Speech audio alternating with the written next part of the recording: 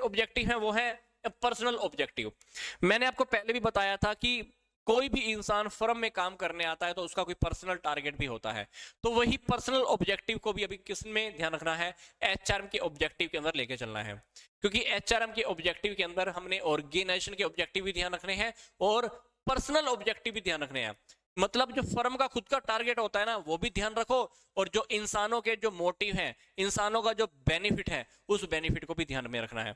तो यहां पर एचआरएम डिपार्टमेंट के अंदर क्या स्टडी कर रहे हैं हम, पर्सनल ऑब्जेक्टिव। पर्सनल ऑब्जेक्टिव मतलब लोगों के खुद के ऑब्जेक्टिव, जो हमारे फर्म में जो वर्कर काम कर रहे हैं ना उनके ऑब्जेक्टिव की यहां पर बात कर रहे हैं अब हम। तो पर्सनल ऑब्जेक्टिव और personal objective of the employees must be met if the employees are to be maintained.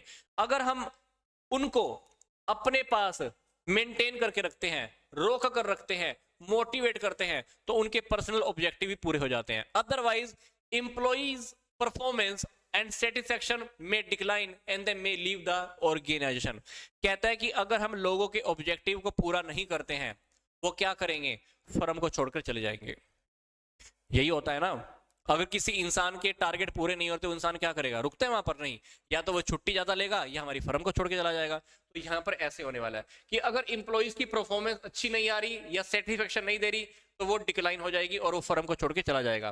तो यहाँ पर जो फर्म के मामले में जो ऑब्जेक्टिव है कौन से होते हैं, पहला, HRM should increase employee job satisfaction fullest extent.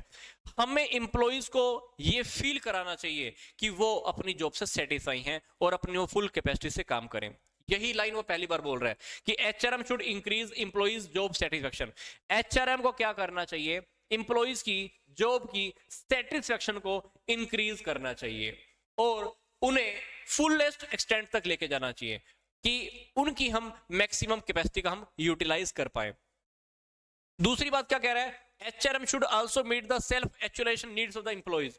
HRM को खुद क्या काम करना चाहिए, HRM मैनेजमेंट को एम्प्लॉइज की जो वास्तव की जो नीड्स हैं उसको पूरा करना चाहिए और उनकी जो पोटेंशियल जो इच्छाएं हैं उनको अचीव करने का काम भी करना चाहिए।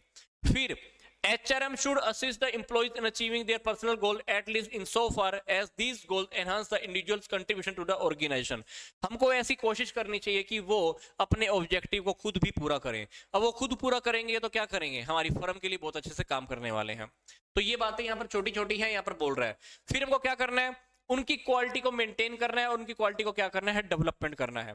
फिर HRM डिपार्टमेंट को क्या चाहिए, HR की जो पॉलिसीज होती है वो सारी पॉलिसीज इंप्लॉइज को बतानी चाहिए और इससे क्या करेगा, वो अपने आइडियाज बताएगा, अपनी ओपिनियन रखेगा, अपनी फीलिंग बताएगा और इंप्लॉइज के क्या होने वाले हैं, व्यूज भी आने वाले हैं।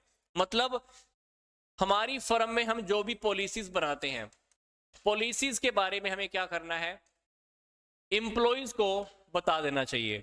इंप्लॉइज को जब हम पहले से ही बता देंगे तो इंप्लॉइज क्या करते हैं, इंप्लॉइज मोटिवेट होते हैं, अपनी ओपिनियन देते हैं, अपनी बातें बताते हैं। ये सारी चीजें कौन करने वाले हैं, इंप्लॉइज करने वाले हैं। इसलिए कह रहे हैं कि HRM को क्या करना चाहिए, ह्यूमन रिसोर्स मैनेजमेंट को क्या करना चाहिए, हमारी फर्म में हम जो भी पॉलिसीज बनाते हैं, जो भी रूल्स एंड रेगुलेशन बनाते हैं, जो भी हम ऑब्जेक्टिव बताते हैं, रखते हैं, बनाते हैं, उसके बारे में इंप्लॉइज को पहले से ही जानकारी दे देनी चाहिए। जब हम उनको टाइम से पहले जानकारी दे देते हैं तो वो क्या करने वाले हैं, उन आइडियाज को बहुत अच्छे से काम करने वाले हैं, ओपिनियंस, फीलिंग्स और उनका इंप्लॉइज का खुद का भी व्यू कहीं ना कहीं आने वाला है। तो ये हमारा HRM